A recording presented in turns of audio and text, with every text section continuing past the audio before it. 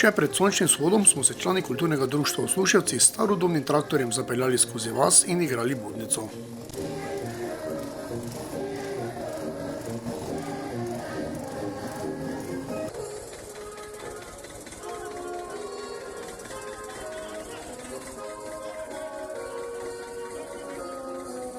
Ob 8. uri smo ob glasbi godbe Napihala Ormož tradicionalno postavili majsko drevo.